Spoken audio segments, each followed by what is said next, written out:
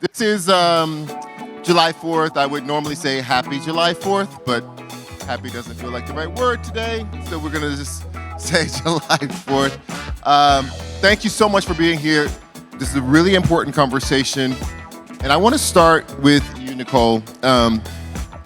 You wrote last week in the New York Times Magazine that Trump has upended 60 years of civil rights in just 2 months. Help us to put this moment for Black people into some sort of historical perspective. Okay. Hello, can y'all hear me? Okay. Everybody must be at the Target booth. I was trying to avoid that question. No, happy to be in conversation with you all, and I think it's obviously particularly profound to be having this discussion on the 4th of July. My argument that most Black Americans today have not lived in this America is to say that most of us who were born after the Civil Rights Movement, or even who fought in the Civil Rights Movement, haven't lived in an America where the federal government has been weaponized against us in this way. We've certainly lived under a federal government that was neglectful, a federal government that didn't care that much about civil rights. But if we want to go back to a period where the federal government was actively promoting segregation and discrimination, we would have to go back a century to the period known as the Great Nadir. So I said that as a warning to us because we hear a lot of times, well, Black people have been through worse. We've survived worse. And my answer to that is many of us didn't survive that worse. And so there has to be a time where we don't have to expect that we will have suffering, that we have to survive, but also a warning to us that most of us, we need to be realistic about what this administration is intending to unleash against Black people and other marginalized and oppressed people. And that's an experience that none of us have had. And if we're not honest about what we're facing, it's going to be very difficult for us to survive it. You know, and I was reading that piece and I was thinking, I wanted to know from you, like, how permanent do you feel like this is? Is this, I think a lot of people are struggling with the question of, is this part of a political cycle, something of a flash in the pan, although more harsh than that? Or is it what you just described, which is the beginning of a Jim Crow 2.0, basically? So, you know, I'm not going to try to predict the future, but what I can say is if we study the past, it gives us some ideas about what we might be facing.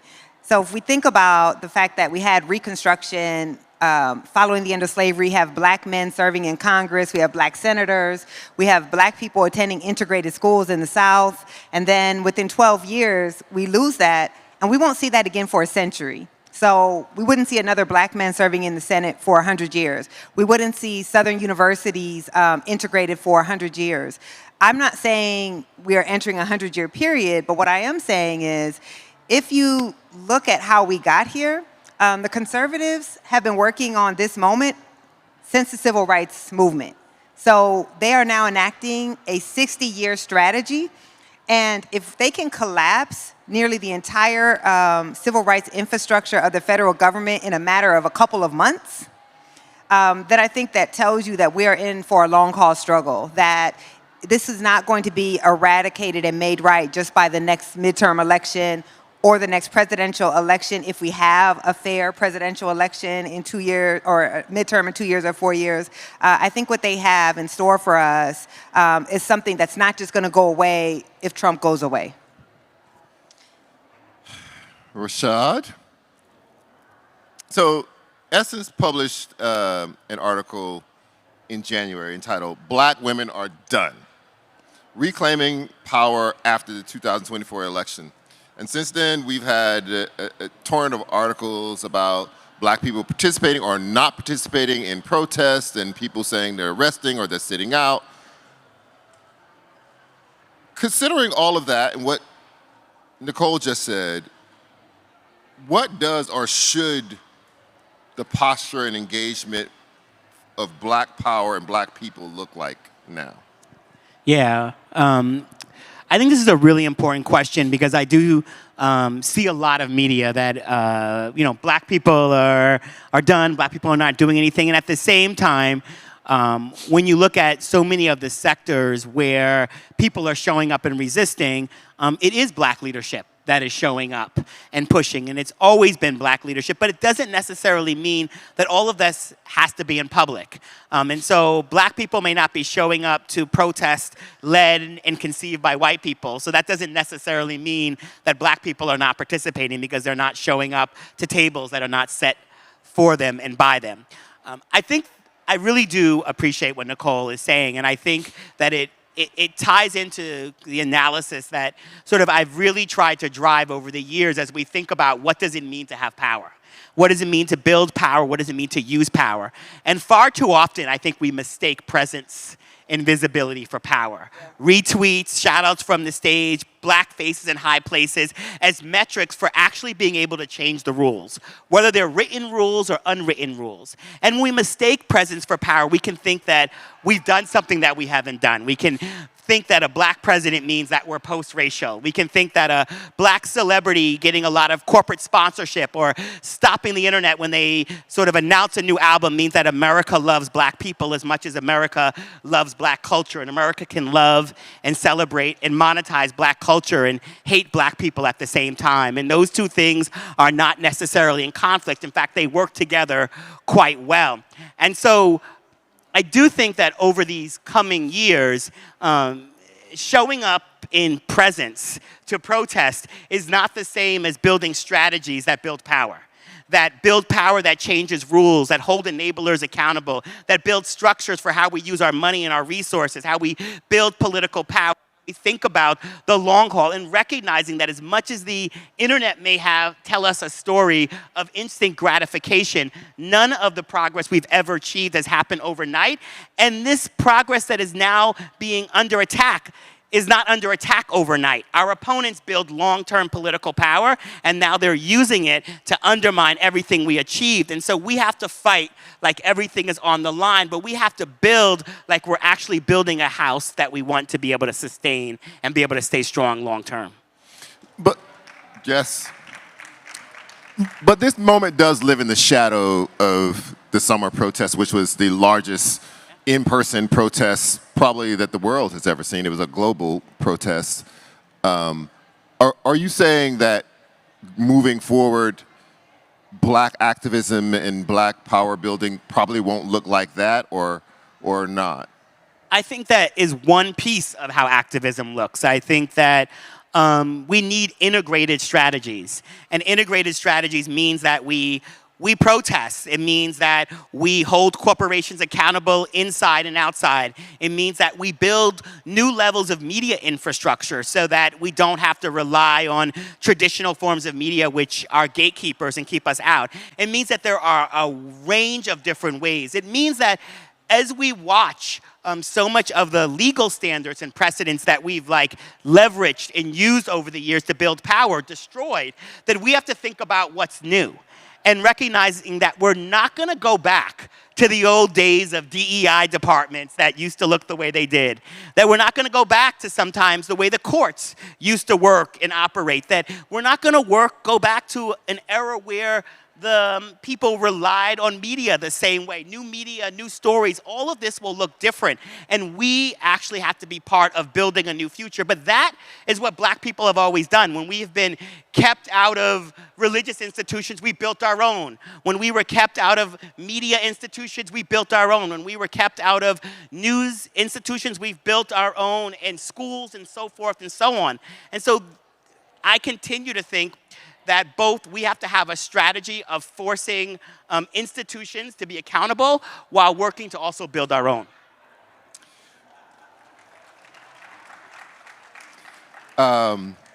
Nicole, Trump's big policy bill passed yesterday. I don't want to call it the big, beautiful bill. I don't think that's appropriate. But what does that piece of legislation mean for black people in this country, and also just for black power? I mean, a lot of it is not about finances. It's a lot of structural material in that bill as well. Yeah. One, I think it's important to understand that our communities are already vulnerable. Our communities are already the most likely to be uninsured, the most likely to live in states that refuse to expand Medicaid, are already dying at the highest rates, have the lowest life expectancies, are already living in areas where they face the most pollutants. I mean, we're here in Louisiana. They had a landmark environmental justice case in Cancer Alley to protect people in a community, a black community that had faced the highest rate of pollutants of anywhere in the entire country, and the Trump administration pulled out of that. So what we're going to see, honestly, is suffering of, I posted about this yesterday on Instagram. We all know people who work every single day and yet work jobs that don't provide health care insurance, and that those people then get sick and can't get health care. Now we're going to see even more of that. So when I even think about the language that has been used on this bill, such a disdain for our fellow citizens, basically saying our fellow citizens are lazy people who don't want to work and just want other people to take care of them, when in fact we know that people are working. And they're working jobs in a country where we don't want to increase the minimum wage so they actually can afford to pay for health insurance. And then we don't give them health insurance. So there's going to be a lot of suffering. And we know suffering, but again, we also die earlier. We live less healthier lives. And what I'm hoping is what Rashad said, is that one thing that we know as black people is we come from a people who have had to care for ourselves. Government has never worked in our favor. It has never taken care of our needs. We have had to build our own institutions. We've had to do mutual aid.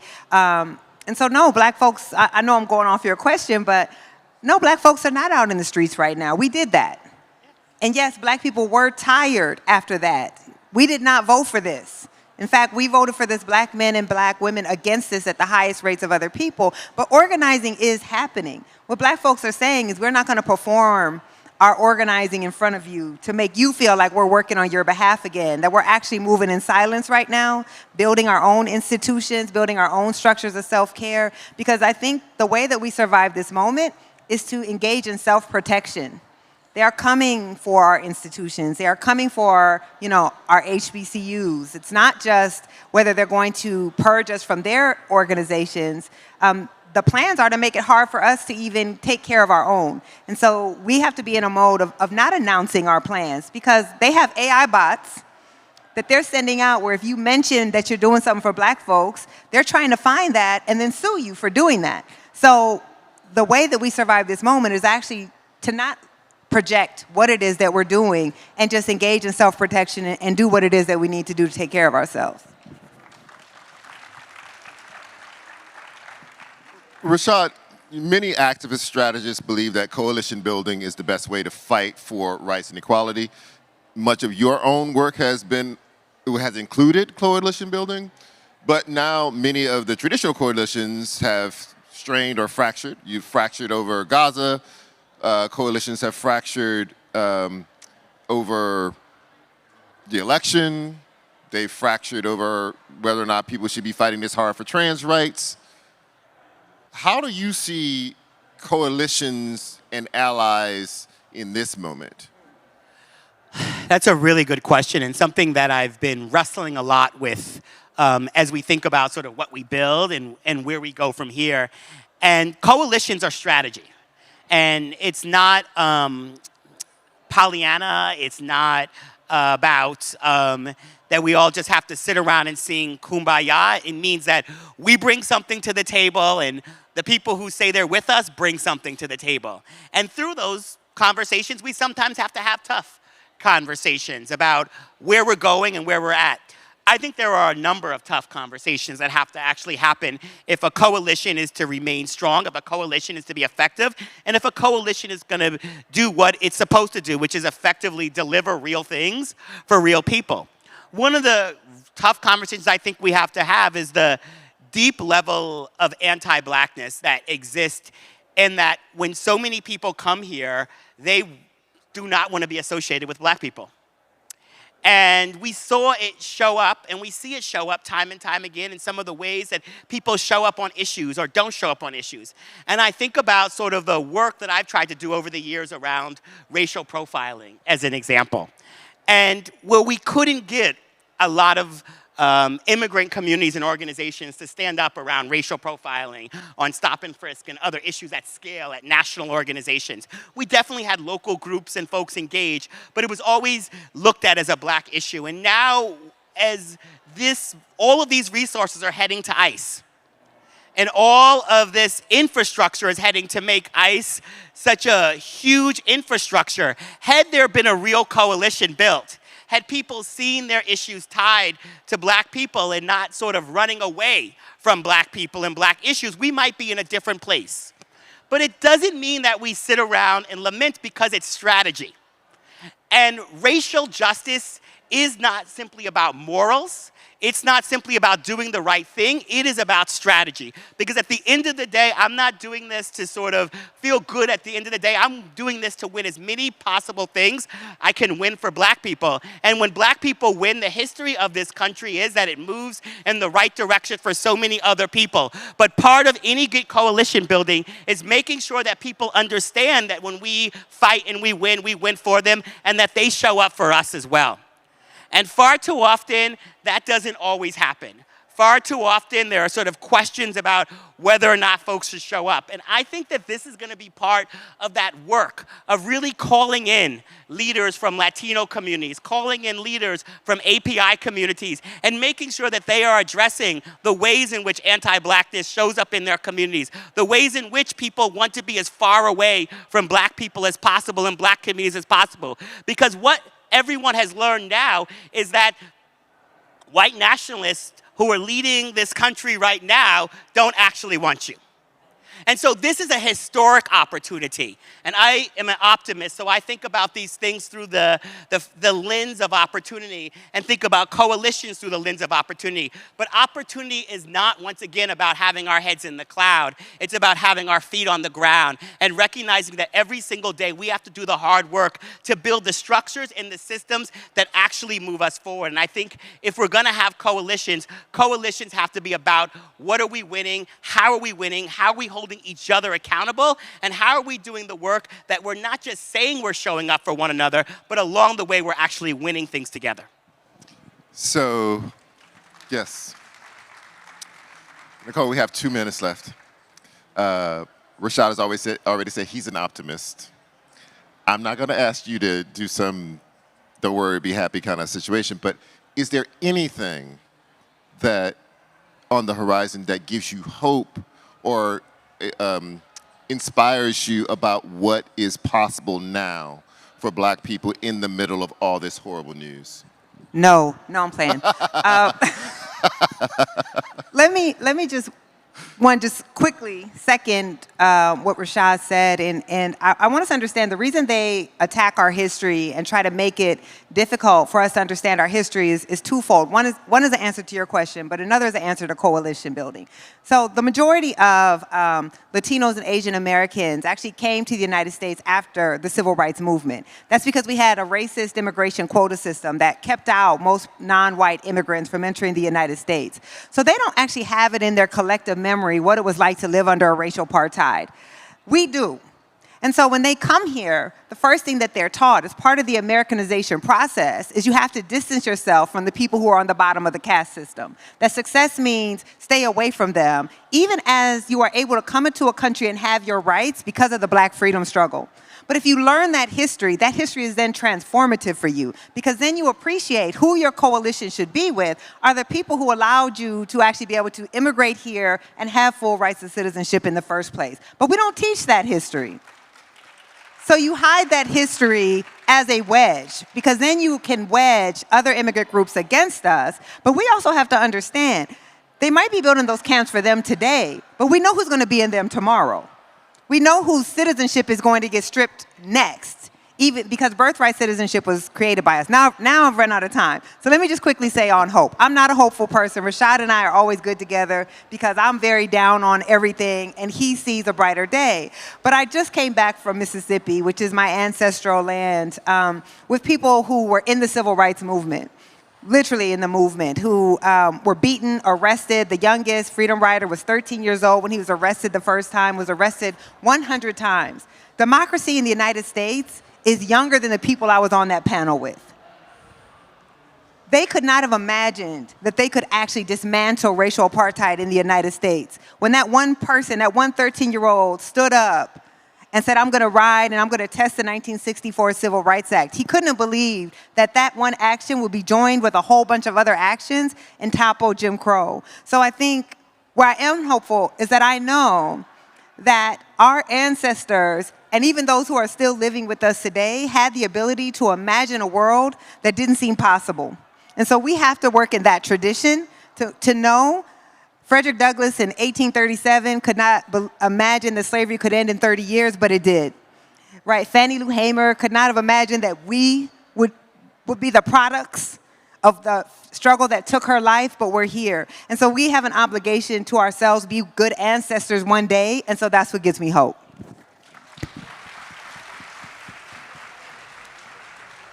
Now, I don't know. Where are our handlers? Am I supposed to take questions here? Hello? I don't know. Get a hook. Get me off this stage or else I'm going to keep talking. Can somebody tell me what we're supposed to do now? We're supposed to take questions? I'm about to wrap. No, I'm just joking. Hello? We'll just keep talking. I have a couple more questions. All right, so Rashad,